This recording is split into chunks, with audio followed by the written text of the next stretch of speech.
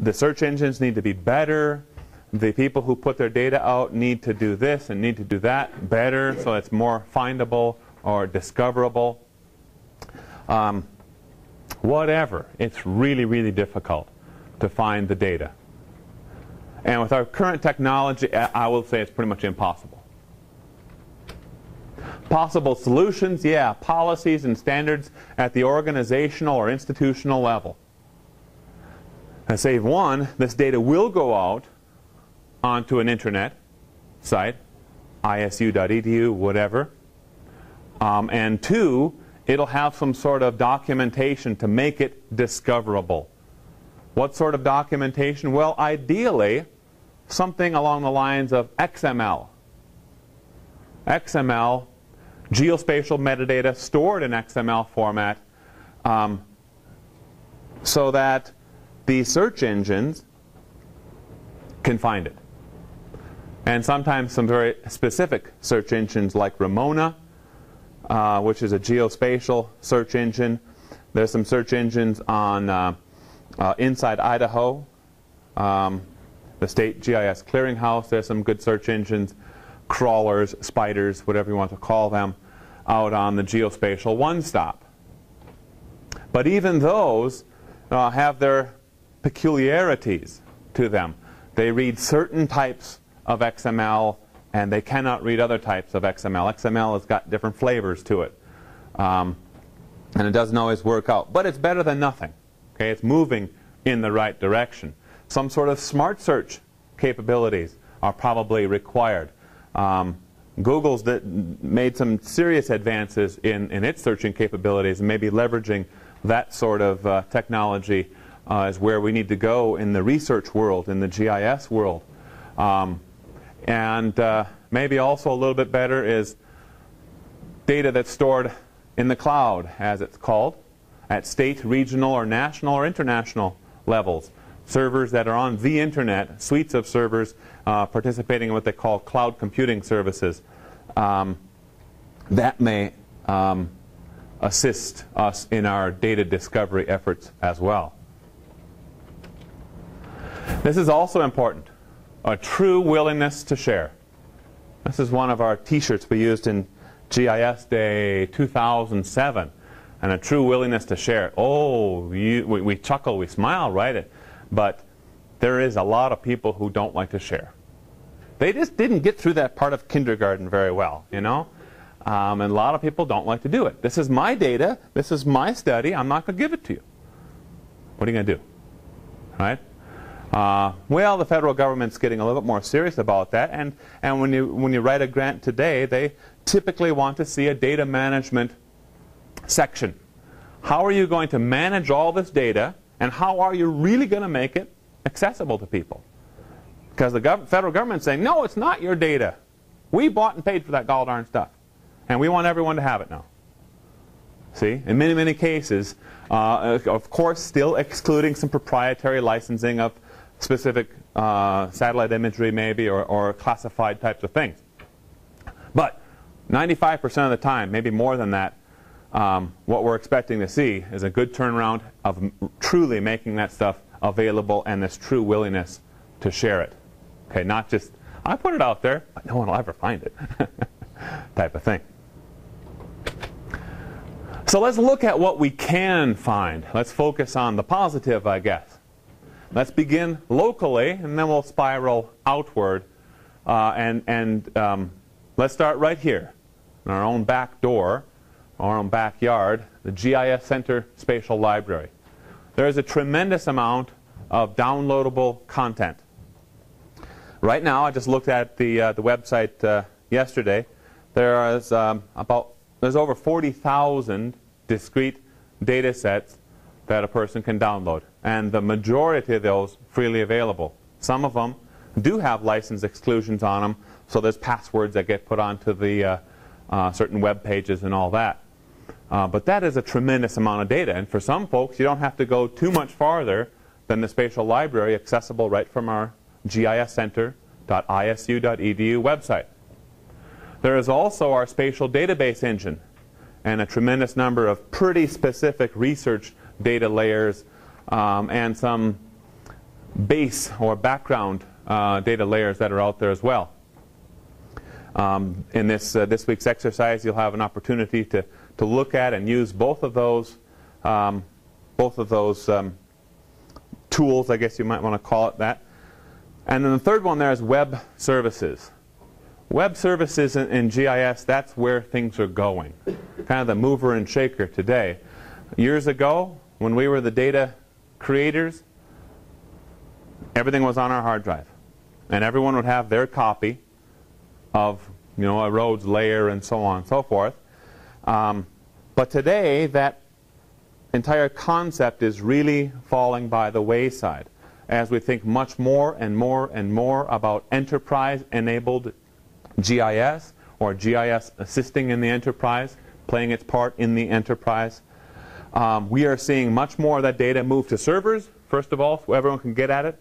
And then really we've moved beyond that whole concept, and now it's becoming available as a web service. So a lot of folks who may want to use GIS data do not even have to have GIS software. Right? All that they need to have is an internet browser. Internet Explorer, Firefox, whatever. Those sorts of things. Web services. Extremely powerful. And because of that, we're going to spend some time in this class, in the semester, dealing with and working with web services. Grad students, when you guys do your projects, and turn all that stuff into me, I expect to see at least one of your data sets pulling from web services. Okay? You might have some local data, right, that's on your hard drive, but you should be using at least one web service in your project. And if you say you can't do it, I say, pisha. That's what I'll say, just like that. All right? No, you got to be able to. There's so much. You just got to discover this world. There's tremendous amounts of data. And I personally am doing less and less and less with data on my hard drive, and more and more and more stream them in from web services. You got to give it a try, and this week you'll have a chance to. So this is the GIS Center Spatial Library website. As I said, over 40,000 layers are available. That's the URL. You'll be able to visit that this week. Don't have to do it right now, of course.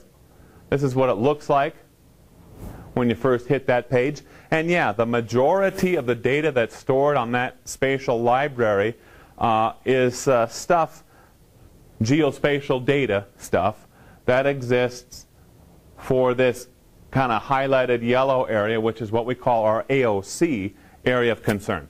So it's the roads, it's the elevation models, it's all this good stuff for that little spot or that little region of the United States. Digital GIS data, I guess like GIS and the computer world itself, is kind of a flood of acronyms. Some things that you'll find on our website, as well as other websites like Inside Idaho and the Geodata One Stop, are DEM. Who knows that acronym? What does that stand for? Digital Elevation Model. Digital Elevation Model, perfect. DOQQ. Anyone? Digital? That's the D. I'll start you out. Now, come on, I did the hard part. Orthophoto, quarter, quadrangle. That's the DOQQ. NAPE? North American. Huh? North American. No, good try though. It's a good guess.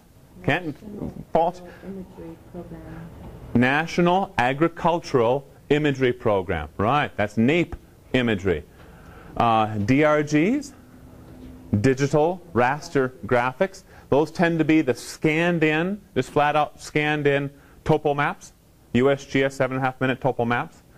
NLCD, National Land Cover Data Set. National Land Cover data set, that's the LC part. Those are the common ones. And there's some older acronyms I won't even bother throwing out because it'll probably tend to confuse you. But you'll see these a lot. A lot of these things represent base layers. Base layers meaning things that you're going to use for almost every cartographic map, every map that you're going to produce in GIS.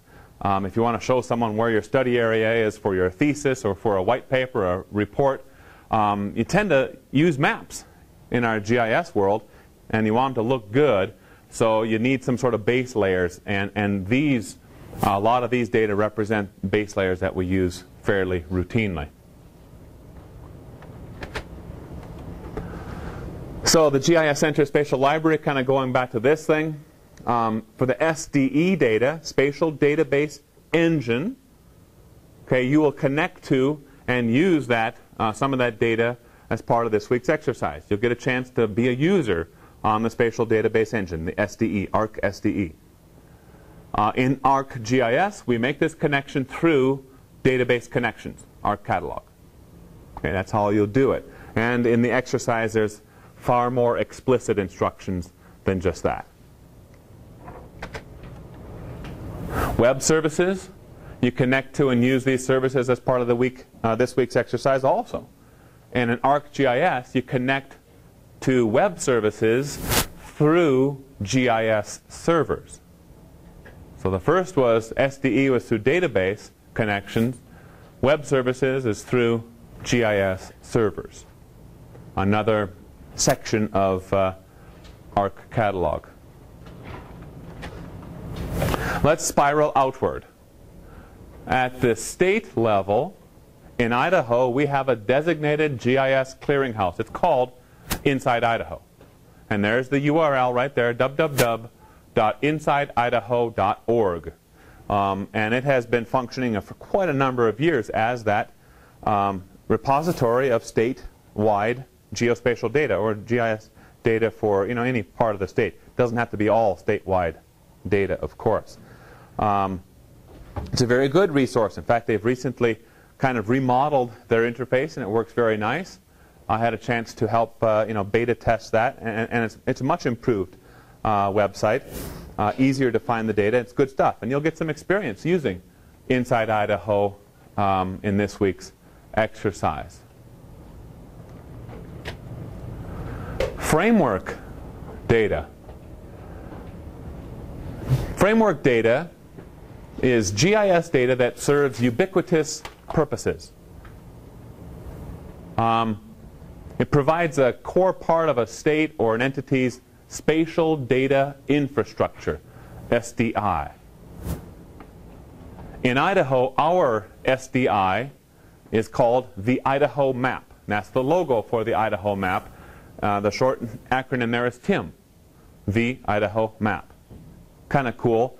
We thought about, because it was originally called something really ingenious, Idaho Spatial Data Infrastructure. Everybody's like, come on, it is SDI. We all know that, and it's for Idaho, so it's like, not very fun. So then they brainstormed and came up with this, the Idaho Map. Kind of cool. And they just call it TIM. Good stuff. So up on the top bullet says it's GIS data serving ubiquitous purposes. Sort of that base layer or baseline background data idea, right?